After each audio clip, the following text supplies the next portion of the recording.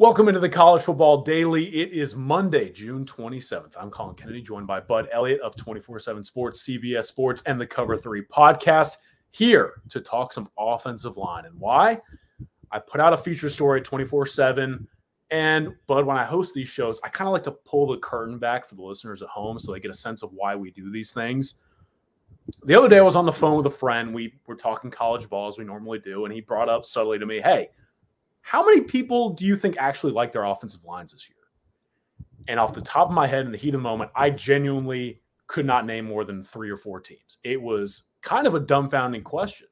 And then you get to talking, and you're like, man, how many people are writing articles or doing podcasts on offensive line struggles and a need in the transfer portal, so on and so forth.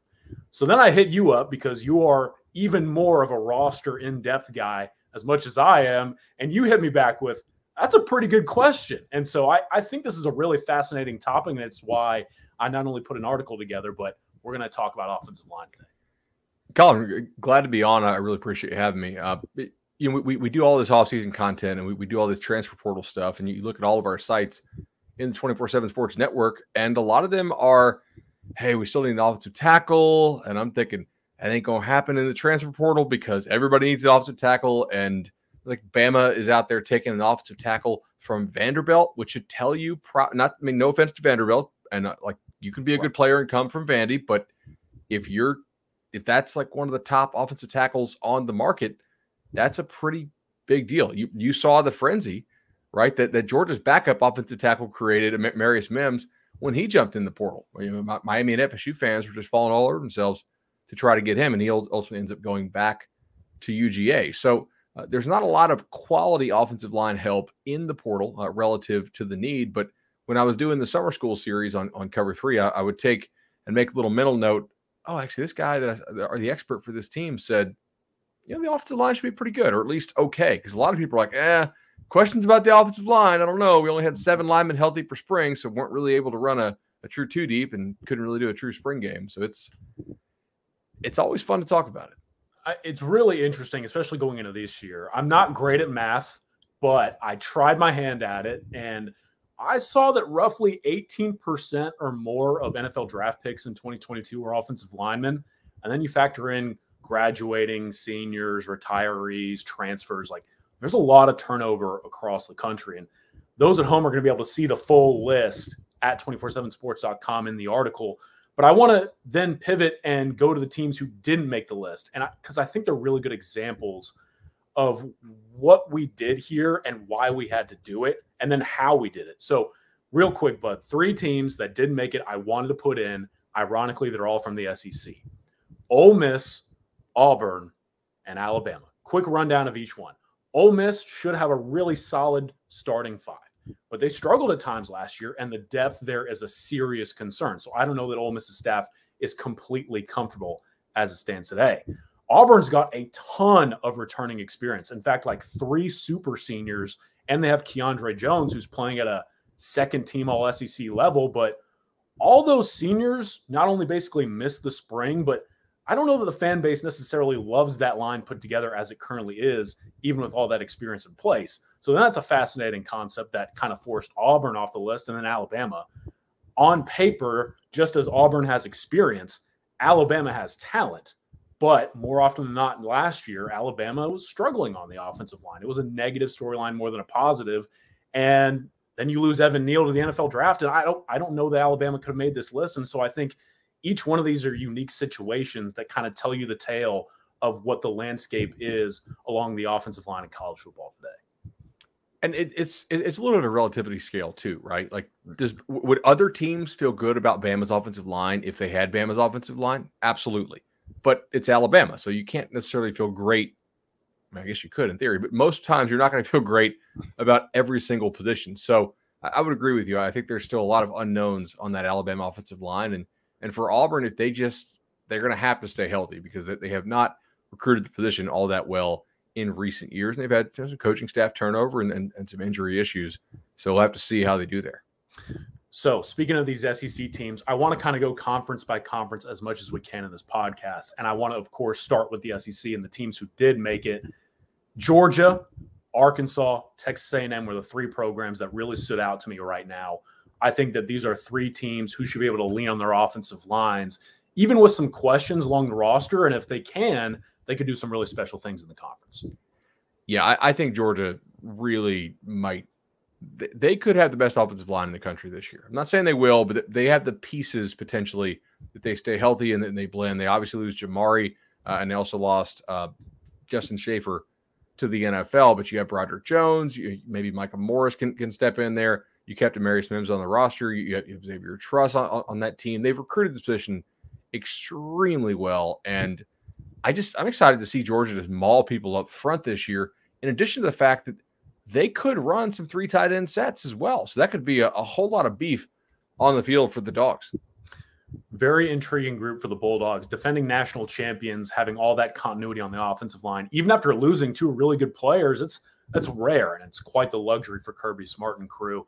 Going from the SEC to a little bit further up the coast, as much as we talk about in the offseason right now, the ACC is the conference of quarterbacks, Bud. ACC might be the conference of offensive linemen. And it was really fascinating to me as I did this deep dive. You've got Pitt with all 5 back. Wake's getting 4 of 5 back. And they're replacing one of their best offensive linemen with a guy who started basically all of 2020 before going down with a season-ending injury last year. Louisville loves like 8 or 9 guys. Miami didn't make the list, but they like their group. This ACC conference, man, you're an ACC guy, but to me, it might be a really tough conference to play in if you're a defensive line. Yeah, I think the ACC is almost easier to point out the teams that maybe don't feel great about their offensive lines. UVA would be one there. They lose all 5 offensive line starters, and one of the 2 transfers who they brought in via the portal actually decided to leave and stay at Georgetown. So UVA could be in a bit of trouble there relative to the rest of the league. Boston College, unfortunately, I'm going to blank on the kid's name here, but they lost 4 out of 5 offensive line starters to graduation / the draft. And then it was recently revealed that their best returning player on offense, aside from Dracovic, the quarterback, their center, is actually going to miss the year with an injury suffered in the spring. So they're now in that UVA 0 for 5 returning boat. Syracuse, precarious depth situation in the league. And Georgia Tech, I feel, probably not where you want to be. Most of the other teams in the league, though, you mentioned Pitt. I think Pitt has to feel great about its offensive line. Your articles fill with ACC teams, and then deservedly so. They got a lot of good linemen this year. So speaking of a lot of teams who really like their offensive lines, the other conference that I think really stood out to me is the Big 12. From your territory to mine, I was kind of proud of the Big 12 for having as many teams as it did on this list because I didn't really perceive it as an offensive line strength of a league. But Baylor's going to have a loaded group yet again. Oklahoma has a lot to like coming back in addition to Bill Bedenbaugh. TCU should be really strong. West Virginia's got all 5 guys back. Even Kansas loves their offensive line. Kansas. And it's honestly something that has a lot of people optimistic about the trajectory of that program, that offensive line and what they're doing for Lance Leipold. If Texas strikes gold with those young guys or K-State keeps churning guys out along the front in terms of development, like the Big 12 may be loaded up front in 2022. The early season matchup between West Virginia and Pitt will be quite interesting because obviously you have them on your list. We already had Pitt from the ACC. And the Mountaineers are a program that has not had quality offensive line play in the last few years. It has been trending, I think, in the right direction. But if they can really get difference makers up front this year, that would be interesting to watch. Additionally, I think TCU has had some talent in recent years, but consistency has been a real issue there for them along the offensive front. If TCU can go ahead and get a more consistent offensive line, I think they could be live in the Big 12.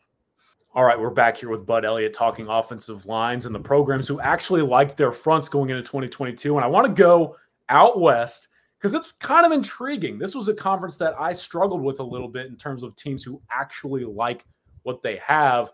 Oregon definitely fits the bill, Bud. Yeah. Utah is going to be really good again, even though they lose some starters. But, man, how many college football fans, even diehards, do you think could tell you off the top of their head that Oregon State finished as a finalist for the Joe Moore Award in 2021? This is kind of an interesting conference when we talk about the front.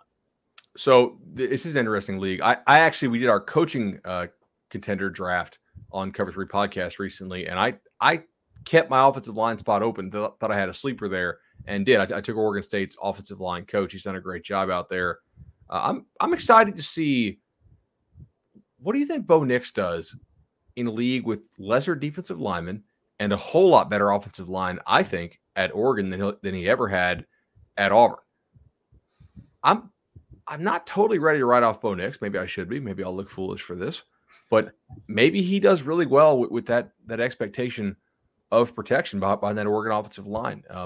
Two teams we didn't mention, by the way, in this league, Colin, if we can. UCLA and USC are two of the three highest win total in the Pac-12, I believe, per Vegas. Do they feel good about their offensive lines? Like, I love the skill guys at USC, but I'm not really sure about that offensive line depth there out in LA. I feel like the words would be cautiously optimistic, but I don't know that I could call them comfortable. It feels like USC is convincing itself it has a good line, right? I mean, kind of the reviews I've heard from Ryan Abraham and the Peristyle podcast over there for our USC site, like, it could be good out west. Josh Henson, obviously a guy that knows a thing or two about offensive line play, but I still feel like there's a lot to prove there. And then, of course, UCLA may be the same thing. It was just a weird conference because I think there's a lot of programs out west besides these three who are maybe really trying to convince themselves that they should be on this list, but I need to turn on the tape and see it for myself. One program that I want to bring up to you before we get to one of my final talking points of this list was Notre Dame. I call them the Power 5.5 team in college football because, I mean, look, like they're in the Power 5, right? They're a Power 5 caliber team, an independent league type, but they're going to be really good on the offensive line. But it was a lot of shuffling, kind of some struggled play last year. But once they put it all together and they were healthy, Notre Dame looked really good. I'm kind of interested to see what they'll look like in 2022. I think they're no doubt one of the best offensive lines in the country. And if things go right, they stay healthy, they continue to get a little bigger and mesh, they could end up winning the Joe Moore Award and being the best offensive line in the country. I think they're one of the very few teams that is probably in that conversation. Them, Georgia. I'm talking to Dave Biddle over at Bucknuts. He doesn't necessarily love their depth in Columbus, but the starting five, he thinks they have the potential to be the best in quite some time. So, when Ohio State says that, you got to listen. But I'm really excited about Notre Dame here. I also want to, now that you brought up Ohio State, they're going to be really good up front. Michigan replenishes in the Big Ten, but I was also really interested in that Wisconsin should be really good up front. And when you look at this list, it was kind of intriguing to learn that they're going to be shifting around a little bit, specifically in the coaching staff. It's very interesting because they have a guy going there in Bob Bostad who actually coached the offensive line for the Badgers when they had 4 linemen named first-team All-Americans, 9 draft picks. I think we're going to talk a lot about Ohio State's line, Michigan's line in the Big Ten, but Wisconsin with Bostad coming back to the line of scrimmage, that's a fascinating group as well in the Big Ten. I agree, it really is. And that's not to slight other teams in the Big Ten either, right? I think Penn State probably will be better than they were. I don't think Michigan's going to have a huge drop-off. A number of teams in the West are probably going to be okay. I think that'll be a pretty strong offensive line league, right? Even like the ACC, even if we don't necessarily know some of the top names right now. Yeah. So I want to close with this, Bud, because we're talking a lot about the Power 5 to even the Power 5.5 of Notre Dame, but this was maybe one of my favorite incoming information pieces that I got from this research. Cincinnati and BYU are going to be in the national spotlight a lot next year. And how are they going to be able to get through it?